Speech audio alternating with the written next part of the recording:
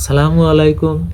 English grammar centre তৰফৰ পৰা সকলো ছাত্ৰ ছাত্ৰীক মোৰ আন্তৰিক আৰু অভিনন্দন যাচিছোঁ। ছাত্ৰ ছাত্ৰীসকল, ক্লাছ 10ৰ ছাত্ৰ ছাত্ৰীসকলৰ যিহেতু প্ৰি ফাইনেল এক্সাম নিচেই ওচৰত আহিছে আৰু মেট্ৰিক পৰীক্ষাৰো দিন গণনা হৈছে, ছাত্ৰ ছাত্ৰীসকল তোমালোকে বহি নাথাকিবা, নিজৰ চিন্তা নিজে সদায় কৰি থাকিবা। এইটো সময় তোমালোকৰ একেবাৰে মূল্যৱান সময়। ঠিক আছে ছাত্ৰ ছাত্ৰীসকল, তোমালোকৰ কাৰণে ক্লাছ 10ৰ ফাৰ্ষ্ট ফ্লাইটৰ টি ফৰম আছাম এই প্ৰশ্ন লৈ আহিছোঁ। মানে অসমৰ চাহ কোনে কেনেকৈ আৱিষ্কাৰ কৰিছিল আৰু এই গল্পটো কাৰ বিষয়ে দাঙি ধৰা হৈছে আমি বিতং আলোচনা কৰিম। ছাত্ৰ ছাত্ৰীসকল, ইয়াত দুজন বন্ধু যেনেকৈ তোমালোকে একেলগে পঢ়া, এজনে আনজনক ভাল পোৱা, ঠিক সেনেকৈ প্ৰাঞ্জল নামে এজন ল'ৰা আছিল। Pranjal was born in Assam. Pranjal went to Delhi two study, মানে প্ৰাঞ্জল দিল্লীলৈ গৈছিল মানে অধ্যয়ন কৰিবলৈ।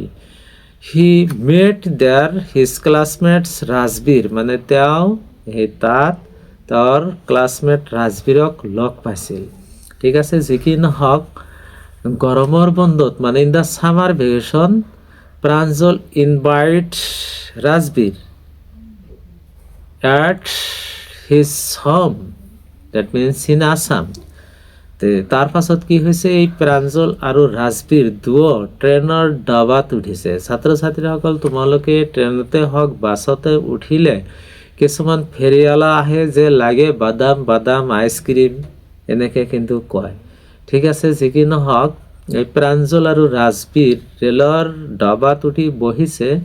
এইফালে কি হৈছে, বাদাম বিক্ৰী কৰোঁতা এজন, মানে ইংৰাজীত কয় বেণ্ডৰ, মানে ফেৰিয়ালাই, সি আহি কি কৈছে, চাই গৰম চাই।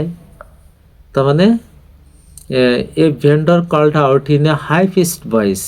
তোমালোকেতো জানাই, যদি ফেৰিয়ালা আহে তাৰ কিন্তু মাতটো অলপ ডাঙৰ হয়, লাগে বাদাম আইচক্ৰীম ল'ব এনেকৈ কথা কয়।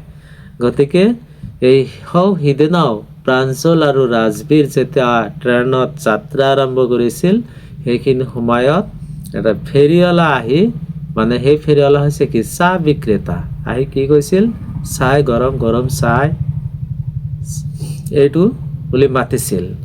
এইবাৰ কি হৈছে, আকৌ এই ওচৰত গৈ কৈছে, ভাই চাপ ল'ব গৰম চাহ লওক।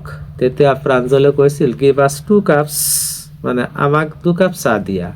ইয়াত কিন্তু কোৱেশ্যন আহিব পাৰে ছাত্ৰ ছাত্ৰীসকল যে গিভ আছ 2 কাপছ, এইটো কাক কৈছে, হু ইজ দ্য স্পিকাৰ হিয়াৰ, এইটো বক্তা কোন। তেতিয়া কি লিখিবা, প্ৰাঞ্জল, তাত কিন্তু আমি প্ৰাঞ্জল, মিষ্টাৰ বৰুৱা, তাৰপাছত ৰাজবীৰ, অল অফ এবভ এনেকৈ থাকিব।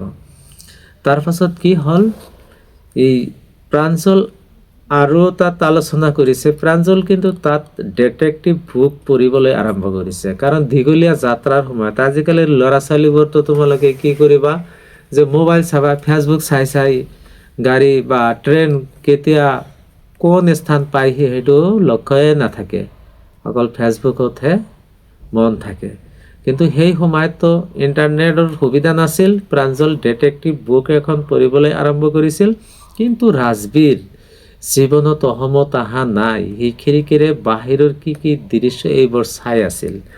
আৰু কি কৰিছিল, ইয়াত কৈছে যে ৰাজবীৰ যে over 80 crore cups of tea are drunk in the world in every day. ইয়াত কোৱেশ্যন এটা থাকিব, how much cups of tea are drunk in the world in every day, মানে পৃথিৱীত এদিনত কিমান কাপ চাহ খোৱা হয়। এনচাৰ কি হ'ব, over 80 crore। তাৰ পাছত কি হ'ল, Rajbir never seen so much greenery before in his life.